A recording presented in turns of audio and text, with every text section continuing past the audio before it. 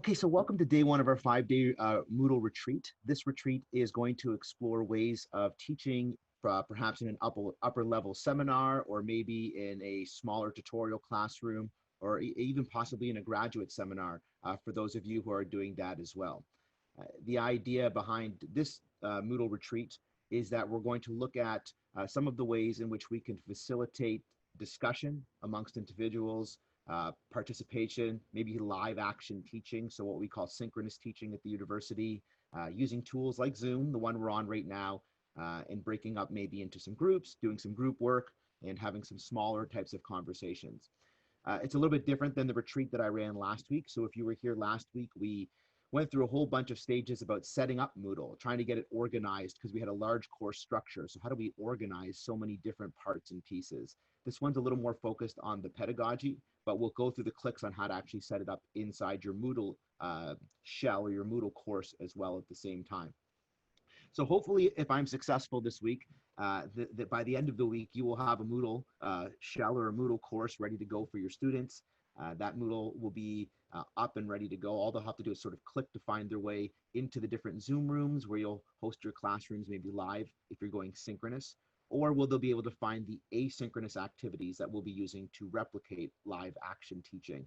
And believe it or not, we can do both. We can have engaging dynamic conversations with our students in both synchronous and in asynchronous fashion. So I know that many of us think the only way to teach is the way we've taught before, live and in the classroom, where we are with our students and they are feeding off of our energy and we are speaking directly with them and we are unpacking deep philosophical, critical concepts perhaps, or unpacking and working through complicated problems. Absolutely. That's where we're best. That's what we've been doing, many of us, for many years.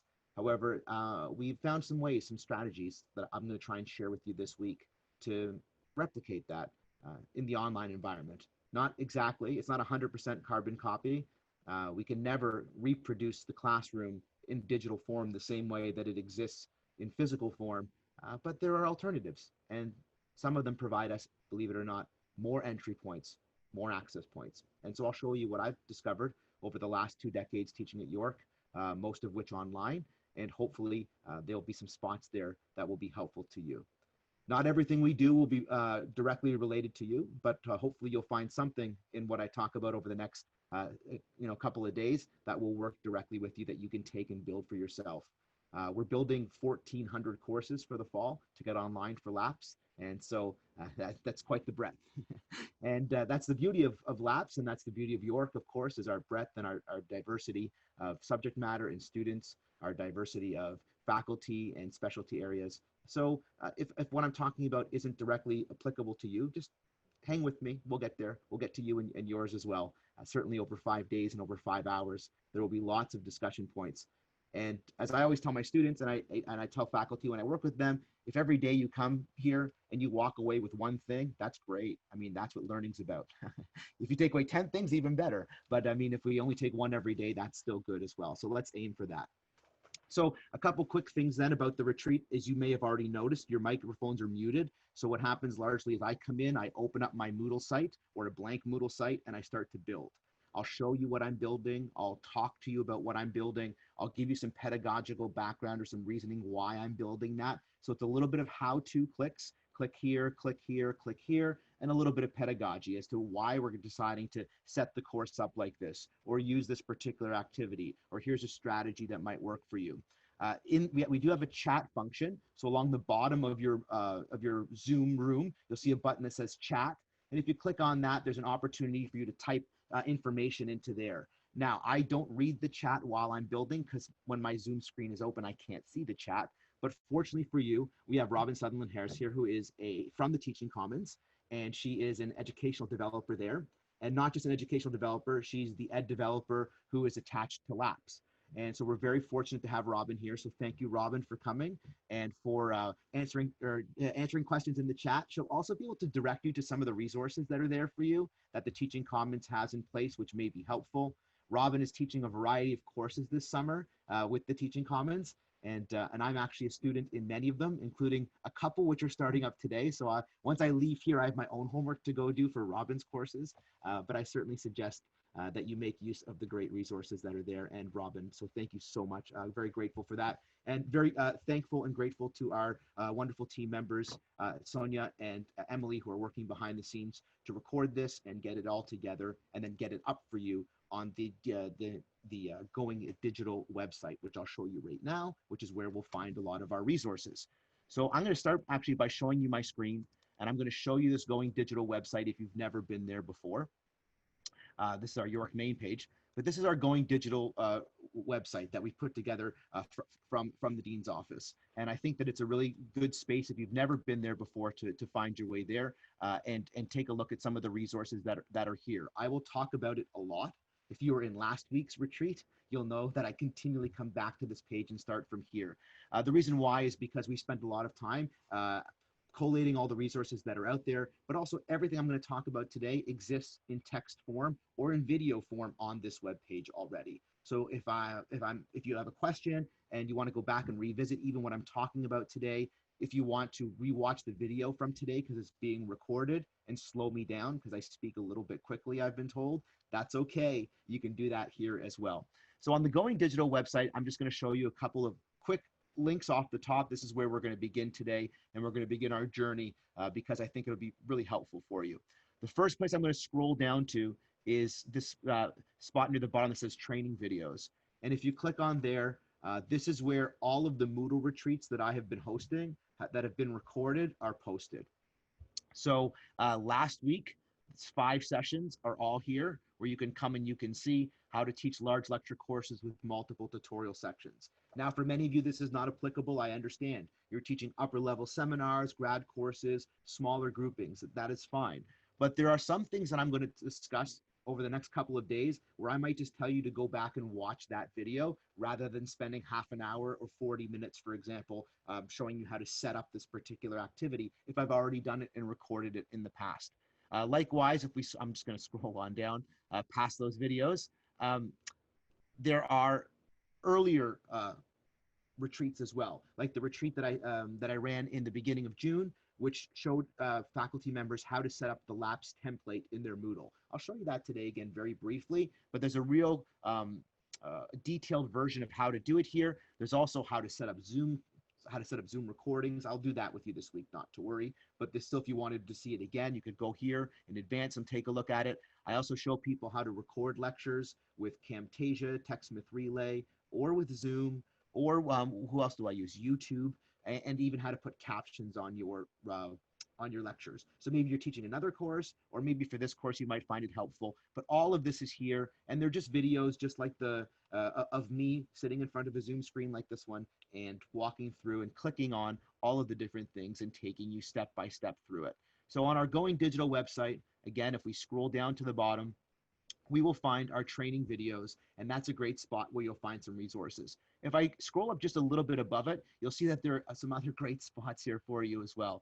The first is e-services training, and I would really recommend this to you. If you're wondering a little bit about how do I click here, how do I click here, how do I click here, but not so much about why do I click it, but just how do I actually click it, what you'll see is that e-services is running all types of little, I wouldn't call them retreats. I call them more, I guess, workshops or training sessions. I'm going to one actually later today on how to do Office 365 and Microsoft Teams. So, I mean, they're always good to go to. They're usually an hour to 2 hours long, and they're everything from setting up a quiz in Moodle, or maybe you want to learn how to use wikis in Moodle. Maybe you want to learn how to use Zoom more. So here's one about using Zoom. Or I'm sure for many of you, because you're here doing seminar work, or upper level classes, you're going to want to know how to do breakout rooms. Breakout rooms and polling might be very important to you. So I'll go over some of that today, but if you really want the sort of the nitty gritty and you want to get some real detail on how to do that, you could come here on the Going Digital website, come to e-services, click on where it says Zoom breakout rooms and polling, scroll on down, and you could actually find out when the next session is. This is 1 hour long. You could find out when the next session is. Let's see here. We probably have to go to August because July is almost over. Can you believe July is almost over? Unbelievable. Click on August, and I see that on August 5th at 2 p.m., there is a training session for 1 hour on Zoom breakout rooms and polling. I think that's probably a good one for most of you to take if I'm going to recommend spaces for resources to go and time well spent, because you will use that in your upper level seminar. You will use breakout rooms and polling, or you could. And you could use it really effectively if you wanted to teach live synchronously. So I would just click on that, and then it's just going to ask me for some information by registering. I click here, I input my information. I'm already self-populated. That's beautiful. It knows me very well. As you can tell, I take lots of these courses and workshops. And I'll put all my information in, and I'll click submit, and that's it. Voila. I will get an email, and then I can go and I can be a part of that learning. So again, this was breakout rooms, but there's all types here. So again, that's another great resource for us to use. Okay, come back to my Going Digital website. If I scroll on down again, this time instead of going as far down to sort of the e-services training, which we just looked at, or the training videos, I'm going to keep on going past there, and I'm going to show you two more. First is teaching with Zoom. This one will be very valuable to you because, again, you're in the upper level. We click on teaching with Zoom, and what we'll see is first there's a video from our dean explaining to us maybe some ideas on how to record videos in your house, video conferencing in your house or in your home office. But if we keep on scrolling down, what we'll see is there are access to resources for using Zoom.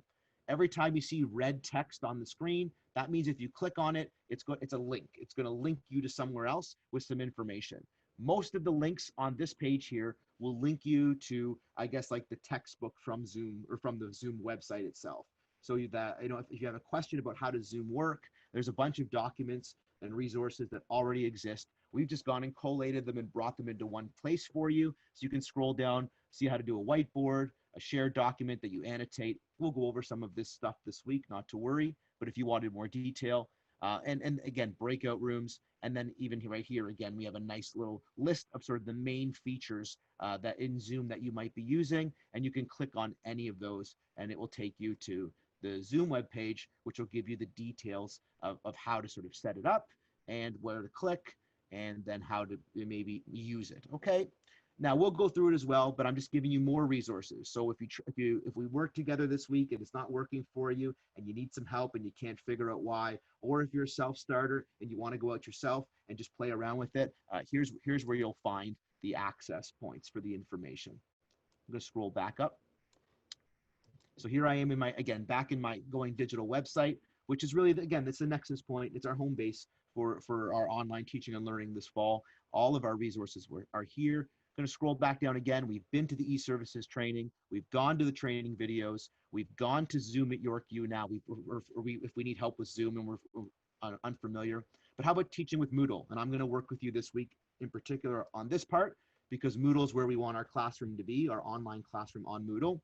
And there's all kinds, again, links here that you can click on that will take you to where you need to go for step-by-step instructions on how to do things. From sending an announcement to your students to setting up an assignment or a quiz, setting up the grade book. And I will be working with you through these things. But again, what if I need help? What if it's not working for me, Steve? What do I do then? Well, if you just come here and we click on one of these, like setting up the grade book, what we'll see is it takes us again into your support. And this support here will show me how to add activities, how to add offline activities, how to add items to the grade book. Again, anywhere where I have a red link, it means it's going to take me to another page, and there's just some information to read, and then step-by-step information of where do I click.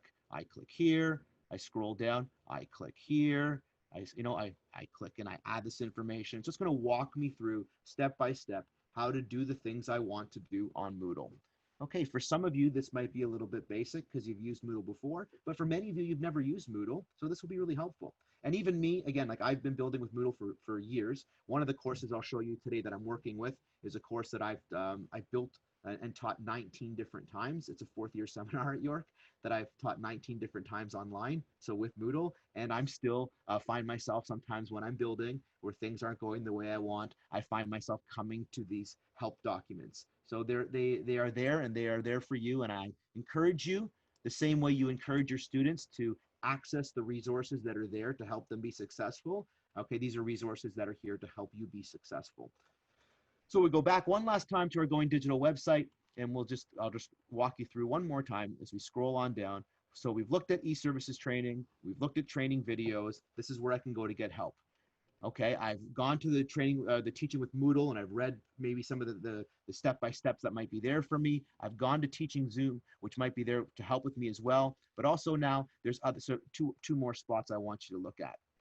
So going remote, if I click on going remote, this is an incredible or not just LAPS faculty, but university-wide site that's here to help us navigate this new learning environment and this new learning world for us. And again, there are so many incredible resources here. I won't have time to walk you through this website, but if you start with the Going Digital website, it's a great place to go. It's very LAPS specific. It's for us in LAPS. But the university, in addition to that, has so many more resources. And this has been built with the Teaching Commons and all the great people at the Teaching Commons as well. So again, start here. Look, there's stuff about how do I deliver a lecture, record a lecture. What about engaging my students? So many important points here about how to teach, about how to make your information accessible to students. Copyright, intellectual property. I get lots of emails about this. All the information you need from the university level, you can find right here on this bold Going Remote website. The web address is right here, bold.info.yorku.ca. But at the same time, I could also just come to my Going Digital website, scroll down to Going Remote and click. Okay. And then lastly, what I'll say is if you go through all of this and you still can't find your answers and you're having problems, that's okay. We have tech support for you as well. You can click on tech support. It'll bring you to a form here that you'll fill in where you'll put the information, what your question is or your concern, and then e-services are available to help you. The more information you can give e-services, the easier it is for them to help you. So rather than just saying, my course is missing, I can't find it, tell them the name of your course. Tell them the code of your course. Like my course, for example, is HUMA 4141. And I'm teaching it in the summer, but I'm also teaching it in the fall, winter. So which version am I talking about? Again, the more information we can give our e-services staff when we have a question or concern, the easier it's going to be for them to then resolve that, we call it a ticket, that ticket faster because we have that information. At the same time, if you can take a screenshot, okay, on your computer of what you see and then upload that, maybe you can take a screenshot right on your keyboard because you know how to do that. Or maybe you just take your phone and you take a picture with your phone because that's what I know how to do, and then upload that. I mean, sure. I mean, how do I get it from my phone to my computer? Well, maybe you email it to yourself from your phone, and then you upload it from your email. But if you can give them a screenshot, that's also really helpful for them. And so there again, more resources. I want to show you that there are lots of lifelines for you and that you're not in this alone this fall. It's a challenging time for all of us. Certainly, the stress levels are high amongst faculty, but they're also high amongst students. And we want to do our best to provide optimal learning experiences for our students. And to do that, it means that we're going to have to push ourselves into this digital learning platform because that's all we have for now. And then we'll build our way through that. So congratulations to you for coming. I appreciate you being here, for taking those steps. I'm going to do my best to help get you ready. But we also have lots of other resources that are here for you, from e-services to Teaching Commons, university-wide resources like Bold.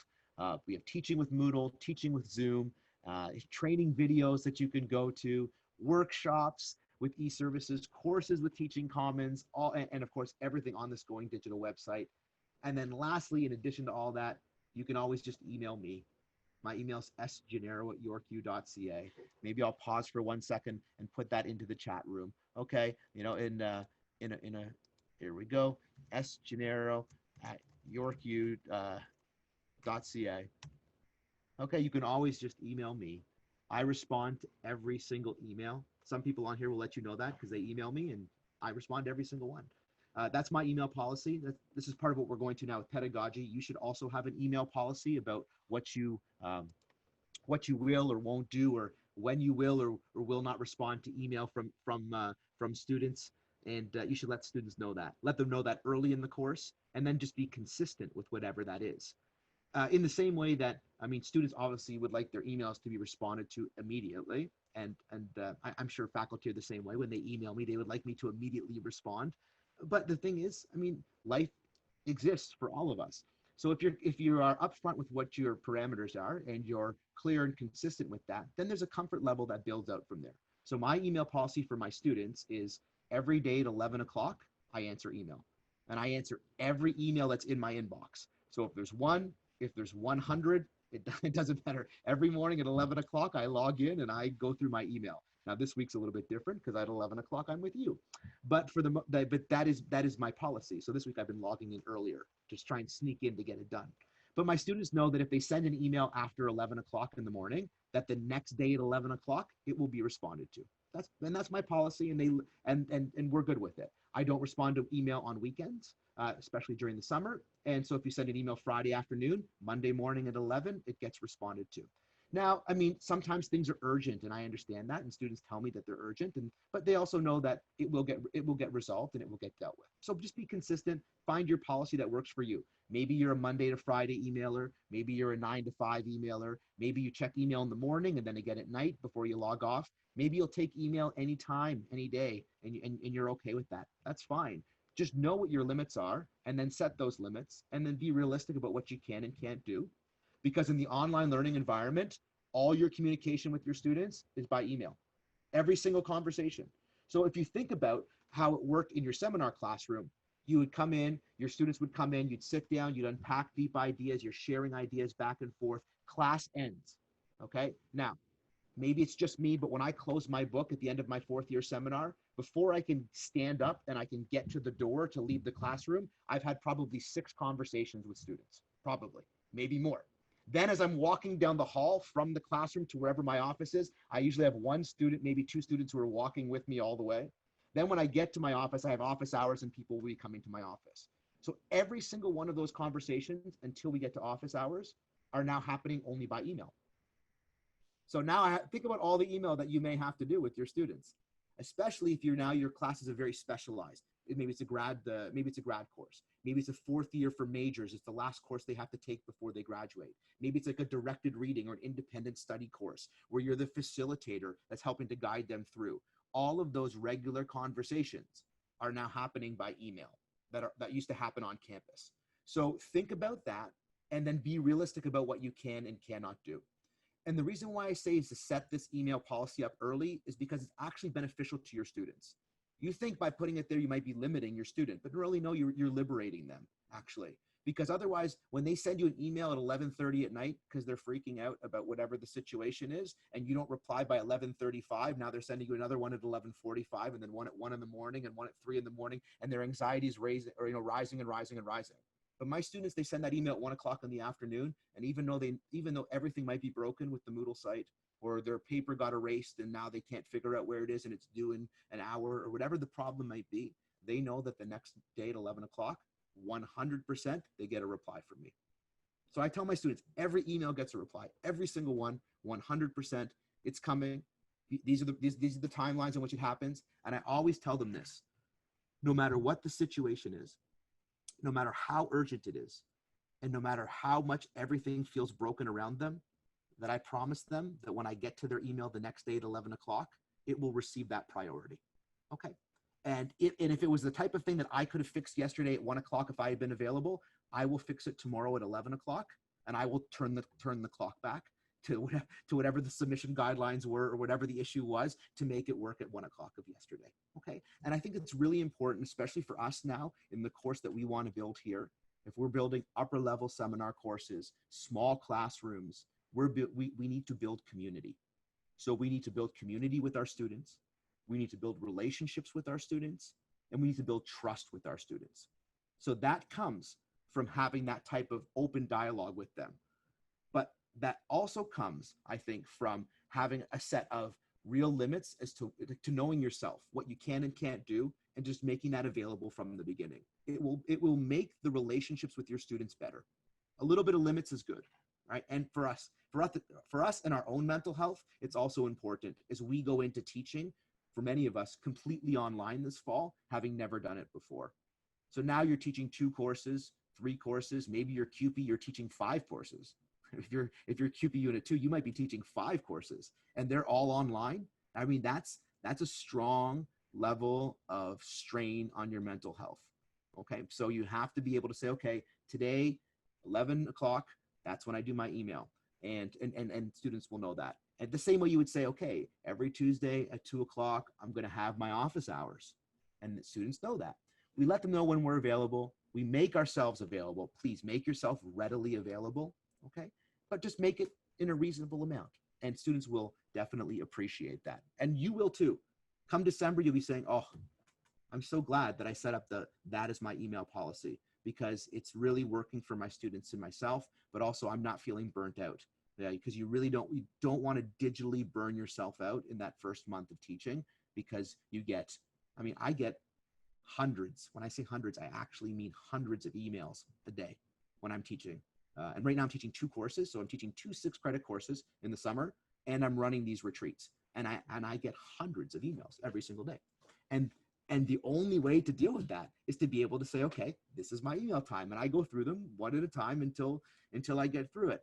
But if I don't have those limits, then every time my phone buzzes or every time something pings, then I feel this anxiety that I need to respond to it immediately. And then my students feel the need to also have that as well. And so it's good for us, all of us. So no one, like with my own mental health and with yours as well, so that you have the energy to give to every single one of those emails the time that it deserves, all right, to give to your students, every single one of them, what they need from that, because they're asking you for something. So you have to be ready to give back to them.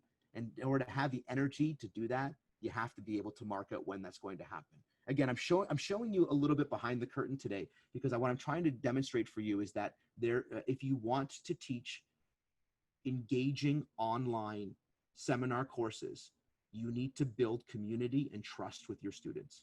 So this is different from I'm teaching a course that has several hundred students and dozens of tutorials, and how do I upload my lecture, and how do I make it asynchronous, and how do I get that lecture up in advance, and how do I design tutorial activities. This is different.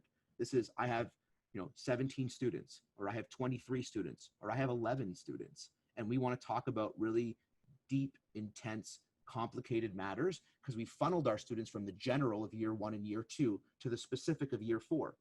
And I want to take my students now and I want to push them to the next level here. I want to take all of the knowledge that they've dealt with for their first couple of years of university. I want to consolidate all of that knowledge and then challenge them to go forward, so they can take this out into the world now, and they can challenge the world to change the world, right? How do I do that if it's just a Zoom screen and a Zoom screen? The only way to do that is we have to remove the screens. We have to show the human component of ourselves, and we have to actually connect, not like digitally connect by plugging in, because we hear that word so much right now, but we actually have to connect with our students. So to do that, there's some other stuff that I'm showing you that's not Moodle specific, but that's actually pedagogy, life, relationship specific. Okay, so put yourself out there for your students, make yourself available to them, and recognize that every one of their emails, even though you might read it in real teaching time, like when we were in classrooms, emails might be bothersome to you. You might say, why did you send me that email? You could have just come and see me in my office hour. Or you might read it and go, is this student really emailing me this? I just talked about this in class today. Or is this actually an email? I mean, you'll read it again. You'll go, really? Oh my goodness me. How can the student be asking this email?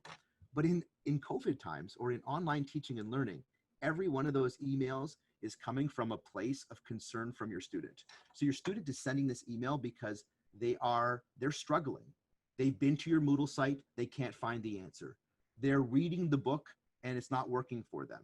They've gone through the questions that you put there and they can't figure out. And they're clicking and they're looking and they're lost.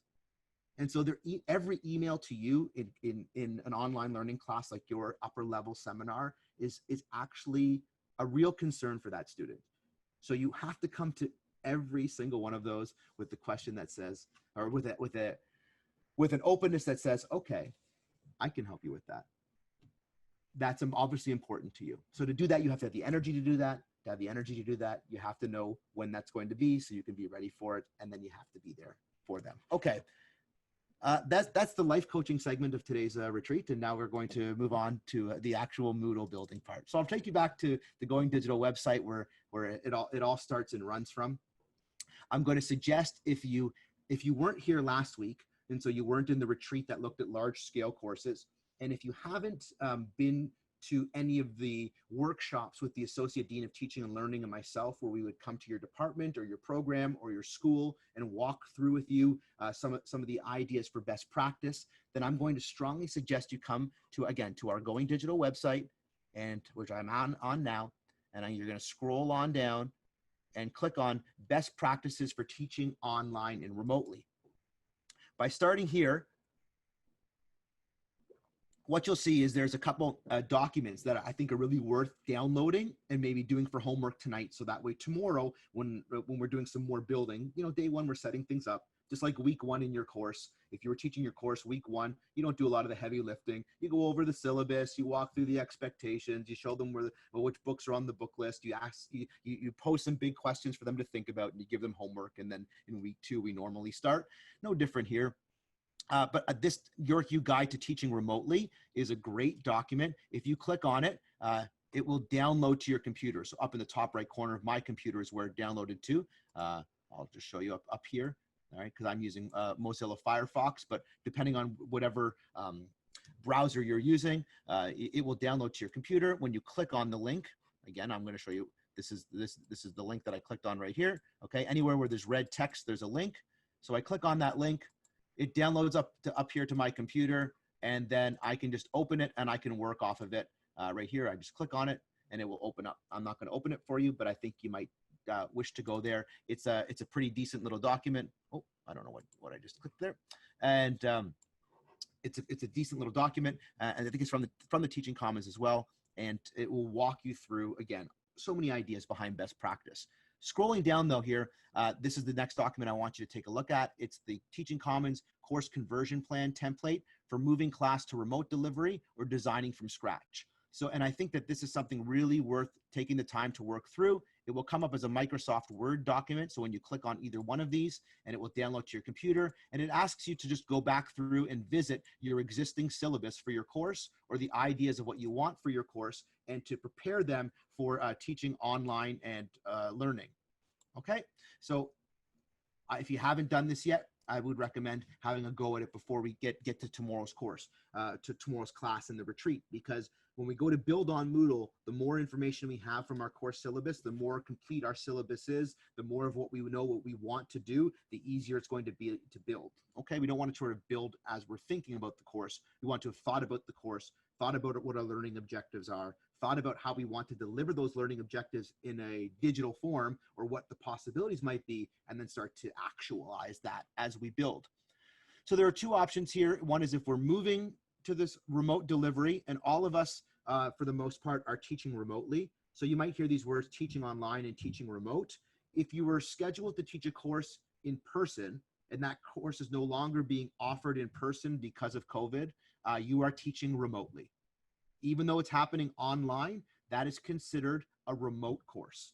It's considered remote by the university. It will appear as remote for your students on their transcripts or on their course schedules. And when they go to sign up for the course using the registrar's office website, it will be registered as a remote course. Okay, so when you see remote versus online, your course is most likely remote.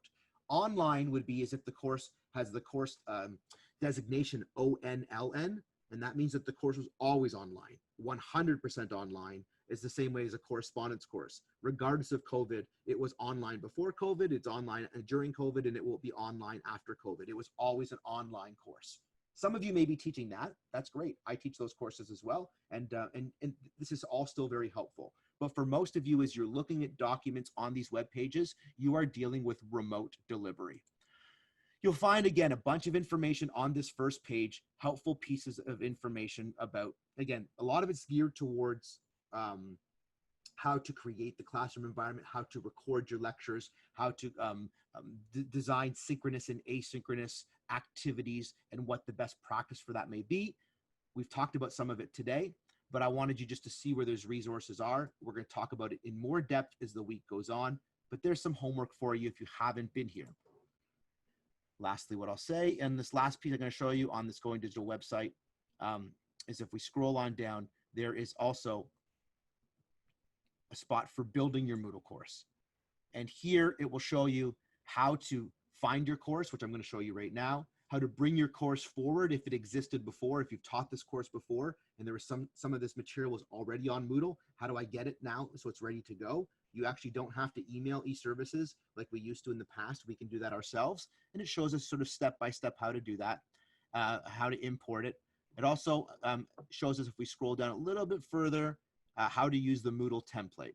And there is a video that I showed you at the very beginning of this retreat. I showed you the template video or the training video section on this website, where you could go and you could watch videos of me doing other retreats. There are multiple videos where I talk about how to create this template and install this template. So that might be something of interest to you. It's definitely more useful in the lower levels, but it might be useful to you because it has a whole bunch of the policies for LAPS preloaded already into them. For example, academic integrity, intellectual property, accessibility, working with Zoom, privacy issues. All of these policies that we have, and you can click to read some of these policies, are already preloaded into this Moodle template for your students to see. Okay, so you don't have to type them all up and come up with your own language for it. We have language already for it that you're welcome to take and use, and that can be very helpful. But now let's actually go to Moodle. Let's start there. If I come to the Moodle homepage to get myself started, and I begin with Moodle itself, what I see is that, if you've never been here before, this is where it all begins. Moodle.info.yorku.ca. I log in, and I'm going to be brought to my dashboard. Okay, when I talk about dashboard over the course of the week, this is the page that I'm referring to. It is sort of the homepage of Moodle. And what it will do is it will list the courses that I'm taking right now. You'll see the list of the courses that I'm taking right now. I want to show you two quick things, and then I'm going to start to build in this space even today. The first is up here, it says summary. And that's because the type of list that I have is a summary list. I actually have a summary of the courses and an image of the course itself. And I'll show you how to put those in. That's not a problem. But if I want to, I can change summary and I can look at list. So your Moodle homepage might look like this. And it's just a list, right? It's just a list. I can change that, right? Or maybe if I click on it, maybe it's a card and it's image based. But these are I know that these are the courses that I'm working on right now, because over on the left-hand side, it says in progress, in progress. Okay, so I have, this is the display. I have a card. This is the courses that are in progress. Most of the questions that I get about the courses, I can't see my course for the fall. It might be because you're looking in progress. So if I click on this drop-down box, the next option underneath it is future. And if I click on future, these are the courses that I'm teaching this fall. Okay, so these are my fall courses, and they're all there. If I've been named in the system, the ARMS system, as the course director for a course in the fall, the Moodle has already been completed. Or the Moodle shell has already been completed and created and populated into onto my dashboard. So it's there on my dashboard. In the past, we had to fill out a form if we wanted Moodle, not this year. If you've been named in ARMS to the course, on your dashboard, again, under future, you will see all of the courses that you have been named to for the fall. They are all there. Likewise, your past courses, you can find them by just scrolling down to past. You'll see a whole bunch of those. Maybe you say, I can't find my course. Where is it? Maybe you've hit a button by accident to hide it. There's actually a hidden section here. And if you click on hidden, there's a whole bunch of courses. They're all courses that I've taught before or have taken, and they're all hidden. Okay, I just removed them off of my dashboard. Your course that you can't find might be hidden. Now, if you're teaching a course in the future and you want to always be able to find it, I recommend that you star it. You see how this star right here is a dark blue color? This star right here is a dark blue color. If I click on these three buttons right here, the option is to star or to unstar. So I'm going to unstar it. That blue star goes away. I click on these three buttons. I click on star, that star shows back up. I can star courses from the past, the present, or the future. And any courses that I star, if I come over to where my timeline is over here, where the future is, right now I'm looking at future courses, but if I come over to this spot and instead I click on it and I scroll down to star and I click on starred, all my starred courses show up here. Those are my drawings from before. I should delete those. All my starred courses show up here, so as not to confuse you. So If you're worried about losing your course, because maybe you were working on it and it disappeared and then it showed back up again and you don't know why that happened, but it happened. Sometimes Moodle does funny things. I'd recommend that you star the courses that you're working on or the courses that you're going to be maybe using this fall. Okay, that's something really worth considering as starring. Then you'll always be able to find them in the starred section. So here's where I find how I want it set up. If you want it set up by card, by list, by summary, okay? You can look at them in the starred, in the past, in the future. Sorry, I'll take off my drawings. Apologies, they're still listed there. Or I might be looking in the present, okay? And that's a basic walkthrough of your Moodle dashboard towards getting you started. Now, I'll show you one more thing real quick. In the top left corner, the last thing I'm going to show you is there's, before I take a quick break, is there are 3 lines up here in the top corner, 3 blue lines. You see those? Okay, now, if I click on those 3 lines, it's going to just drop down for me more options. So another toolbar is going to drop down with more options. If I don't want to see, it might already be there for you. And if you click on it, then it goes away. So it's just about how you see the screen. Open it up, close it. Clickety-click, Barbara trick, right? There it is, up, down, open, closed. If I scroll down, I'll see the courses that I have right now. These are the courses these are my current courses that are all sort of listed here. But one of the options here is create playground. So you might say, well, you know what? I want to play around, Steve. I'm new to Moodle. I don't really understand. I want to be able to do as many different things as I want, but have no repercussions for what I'm doing. That's great. We've created a playground for you. Some places call it a sandbox. And the idea here is you click on this create playground button, and it's going to ask you to give it a title. So we'll call this fake course for seminars. And I click create my playground course. It's going to create it for me. And then once it's done, which will just take about, usually about a minute, there we go. I'll receive an email that will let me know. I go back to my dashboard. I just got the email. My phone just buzzed. Right now I'm looking at my past courses. So I'm going to switch it to my in progress. And I don't like this extra part on the side. So I'm going to click these 3 lines at the top just to move it over out of the way. And so the courses that are in progress, if I scroll down, my playground, fake course for seminars. So if I click on that, I will continue. And now what I actually have is I have an empty fake course. So I can start to build in here and play around and do all kinds of stuff. Now I would have to turn my editing on, which in this top right corner, there's a little gear, a blue gear here, right? Blue gear up here in the top right corner. That's where I always start when I want to turn my editing on. Click on turn on editing. And now I can already see that the editing is on because I see the edit button, the edit button, the add button, the edit button, the add button. And so now I can actually just go about, if I wanted to just play around, I can click and I can try any of these things out. All these options that are here. I can click on any buttons. I can try things out. I can fool around and test it and not have to worry about it showing up in a course somewhere. So feel free to take the time to play around, create yourself a playground, and have some fun. Try some things out. Okay, it is now a little bit long. I've gone over 40 minutes. Normally at 40 minutes, I stop. For those of you who've worked with me before, I feel that that's as much as I can actually give before I need a break. But I also think it's probably as much as your students can take as well.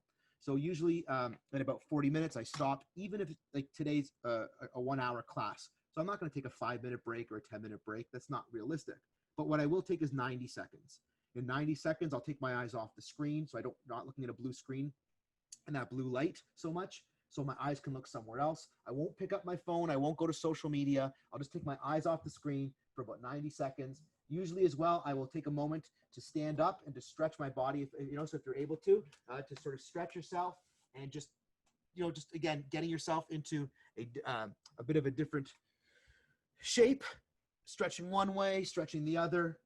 If you have a cup of coffee or a glass of water in front of you, if you have a food in front of you, now's the time to quickly grab a little snack. Your students may need to excuse themselves for personal reasons or whatever else is going on. So it's always good to build those breaks in. And in the regular classroom, I mean, we kind of push. We even say things like, okay, it's a 3-hour seminar. So we're going to break at 45 minutes or 50 minutes every time. or we can just push right through and we can end early. I mean, that's like a classic York maneuver. By the way, my 90 seconds is over and I'm back on the screen. It was a classic York maneuver. We'll just push right through and then we'll end early. How do people feel about that? And students almost always pick that. I mean, because that's it's sort of sold to them that way, that that's the best option. Online, folks, that is not the best option. Pushing through for 2 straight hours or 2.5 straight hours and then being done rather than breaking is not the best option.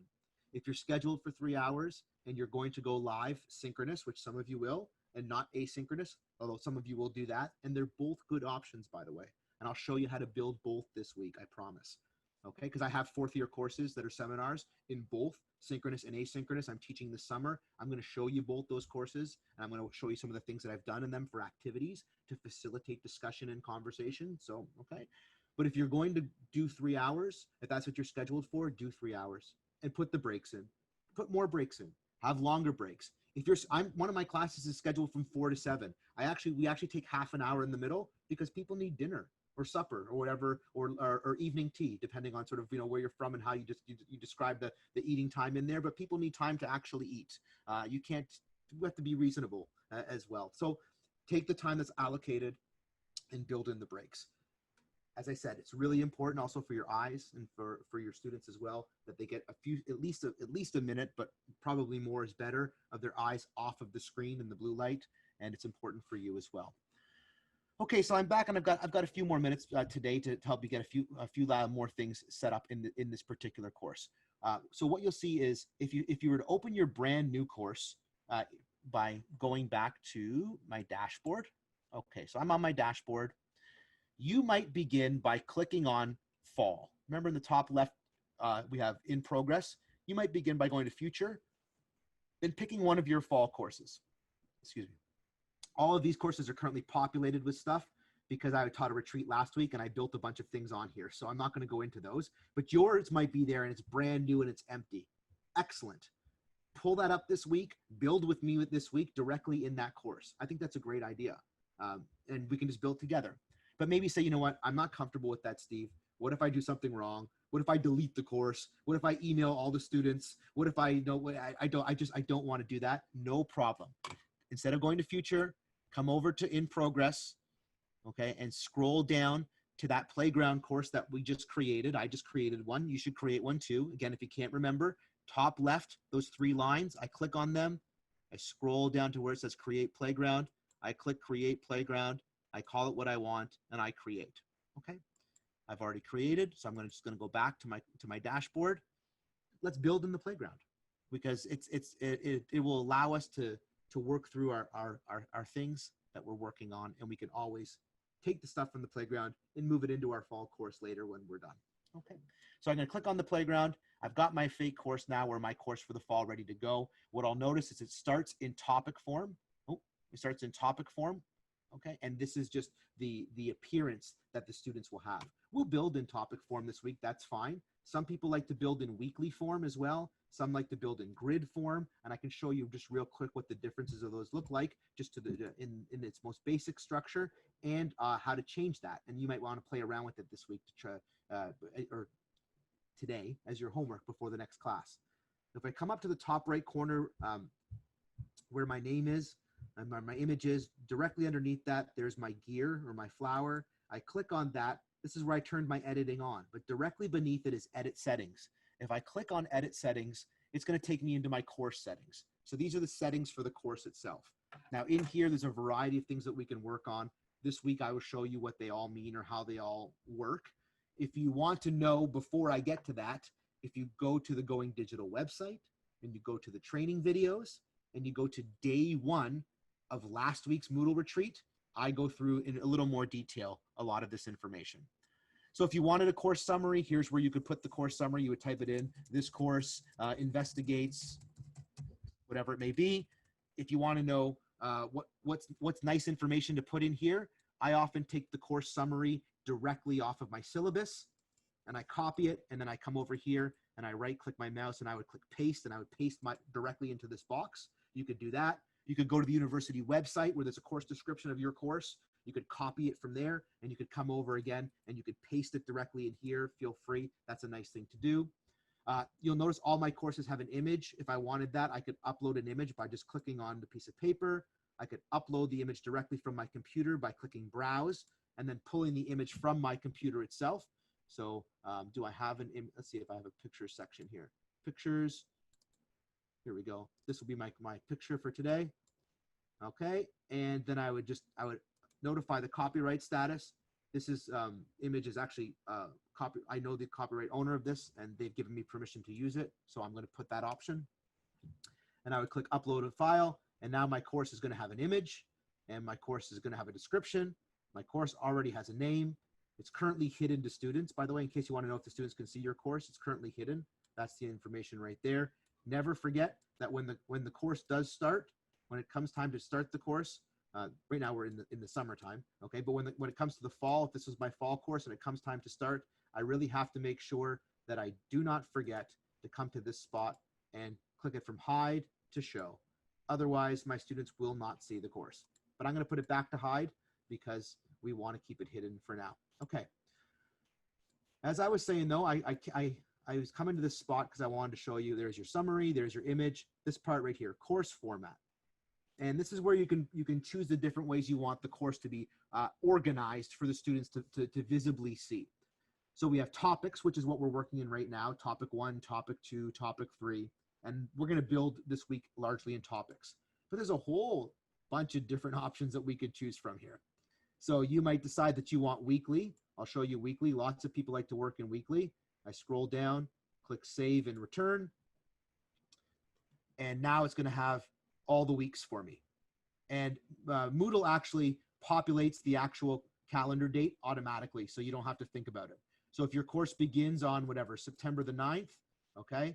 I'm sorry, I'm not good at writing with my mouse. So there we go. But let's say it's September 9, your course begins. Moodle would create this first week is September 9th.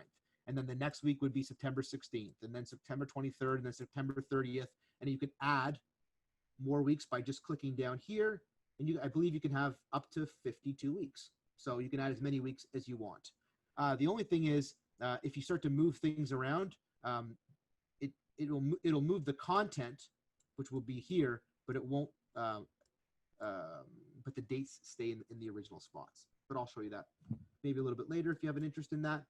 Weekly is one that tends to be popular with professors because we feel like it models our syllabus. So if my syllabus is week by week by week, normally you think, well, then I'll build a weekly course because that makes sense. It's consistent with the type of syllabus that I would normally build. It's easy for students to follow along with, and they can just know each week what they're doing. Absolutely. And if you like that and it works for you, go for it. You could definitely use that. I'm going to come up to the top right corner again where that gear is, where that blue flower is. I'm going to scroll to edit settings. I'm going to click on edit settings, and I'm going to come back into my course settings, and I'm going to show you that there are other options. So you could, for example, nope, wrong button, click on course format. So we started with topics. That's the one it gave us. Then we went to weekly. That's the other option. Another one could be collapse topics. So maybe you want to use topics, but you want to make it maybe a little more clean. Don't worry about all the things that pop up. We just scroll down, we click save and return. And then what ends up happening is it'll have the same thing before, the announcements at the top. And then here are all my topics. But the topics themselves are now condensed, or they're collapsed.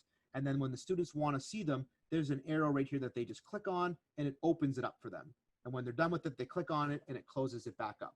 So it's just like working in topics, but it's a little bit more clean. The screen isn't so busy. There's not so, because as we build right now, there's nothing there. But as we build our course, everything's going to show up there. And all of a sudden, students are going to be scrolling and scrolling and scrolling and scrolling and scrolling. And you say, well, maybe we don't want to do that. Maybe we want to sort of keep it nice and neat. So you could use collapse topics. And this one tends to be very popular with professors, especially for seminar courses, because often around seminars, we're going to deal with maybe modules or themes rather than on a week-by-week basis. We're going to deal with sort of bigger, broader ideas that cover multiple weeks. And so topics tends to work really well with modules or themes. And then collapse topics is a nice, clean way to do that. Okay, I'm going to move up to the top right again. I got to go back up to where that blue gear is. I'm going to click on edit settings. I'm going to come back to this spot, and I'm going to scroll on down, and I'm going to go to course format, and then I'm going to pick, where did it bounce from?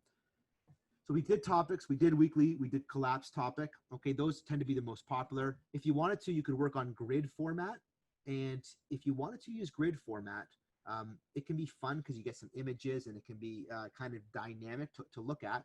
The thing with grid format is I've actually created step-by-step instructions on how to set up grid format, including how to get the images and use the images for a webinar that I did with the Teaching Commons back in April.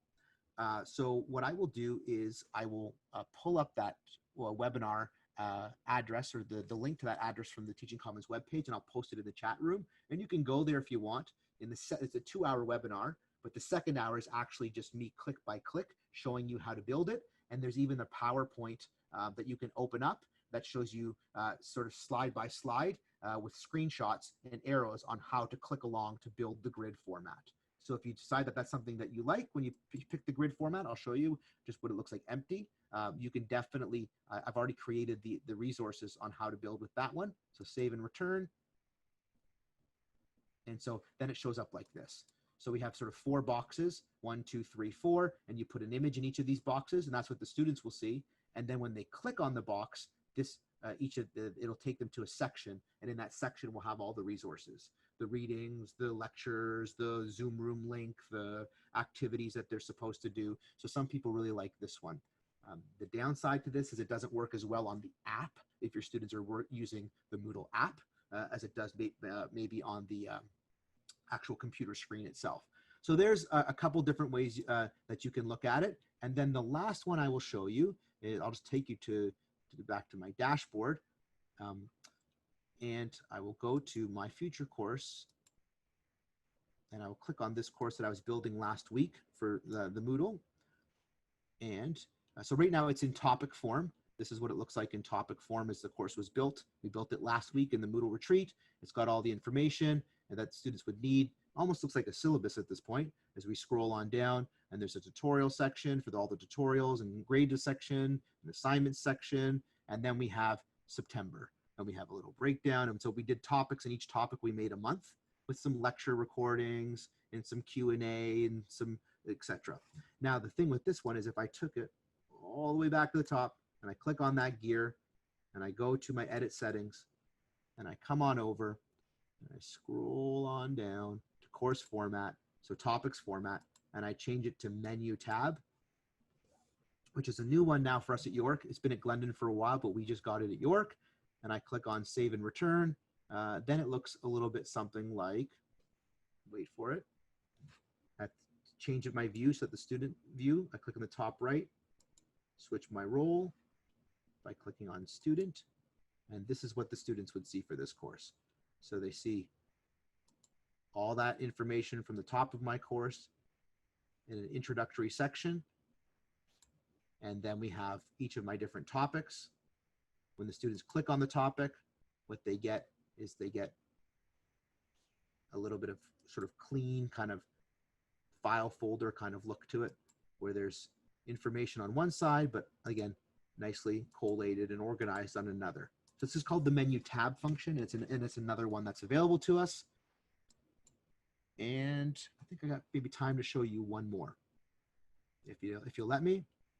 Again, I want to show you the options, and this allows you to think about how you want to organize and display your course. Because I mean, this is actually kind of a fun part, but also an important part for what you're doing.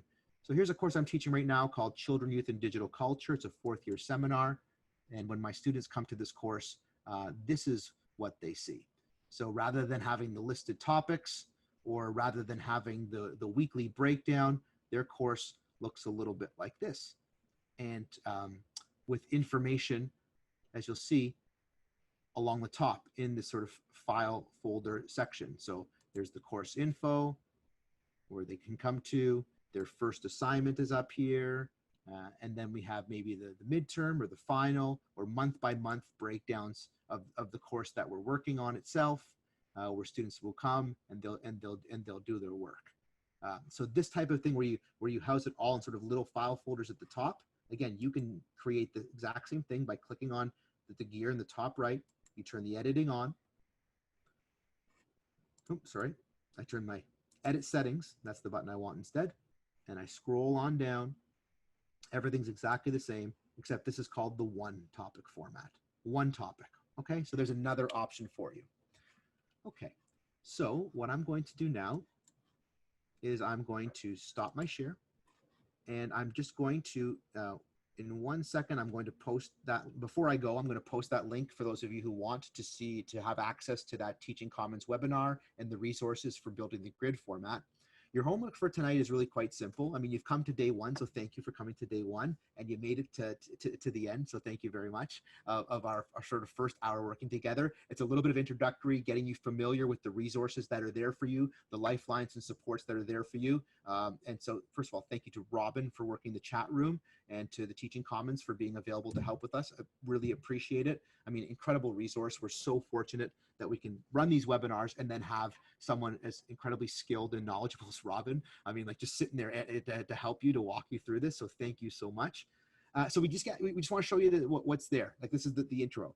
You see some of the resources that are there, and you see some of the sort of the early visual things that we can start to do. But I also want you to think about this idea of community and of building community and of presenting yourself to your students and how you want to present yourself. So that is things like your email policy. That is things like revisiting your syllabus using some of those documents I showed you earlier, like the course conversion or the template, to think about how you want that to work online, but it's also how you want to visually display to your students what you want your course to look like. This is actually all part of the same idea, and that is we are beginning the process of shaping our course, which we're now going to build over the next 4 days, including how do I set up a Zoom meeting? How do I set up office hours? How do I use breakout rooms? How do I teach activities online in discussions with my students? But what if I can't go synchronous? How can I do all of that asynchronously? Can I have a non-live seminar classroom at the 4th year level at York that works efficiently? And the answer is yes. I mean, I've been doing it for over a decade. Well, I've had lots of good and bad teaching experiences. The student reviews would suggest that the course that I've been most successful at teaching is actually my asynchronous, non-live 4th year course. So I'll show you how that course works and the things that I've done there for activities. So we're going to build this week. Thank you so much for coming. Thank you for being willing to learn. And what I want you to know, I say this to everybody, but I say to you especially, if you have any questions, email me, sgennaro@yorku.ca. I will respond to every email. Do some homework tonight. Think about your syllabus. Think about what you want it to look like. But most important, folks, please, please, please be good to yourself.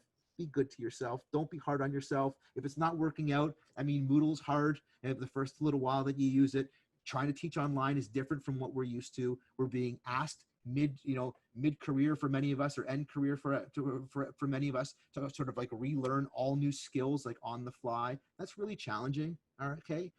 And in most workforces, it wouldn't work like that without like sort of real training to support you.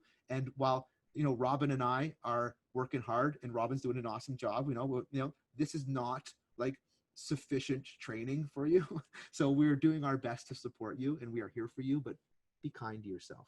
It takes time. We'll get there together. And I appreciate you coming today, and I hope to see you all tomorrow. So thank you. I'll post that link, and I will see hopefully all of you tomorrow. But if not to worry. And this will be recorded. It is recorded, and it's going up on the Going Digital website. So you can go back and watch it again, and you can even click on the link to slow me down so you can watch me at 75% speed, which I hear is more efficient. Okay, thanks. Bye, everyone. See you tomorrow.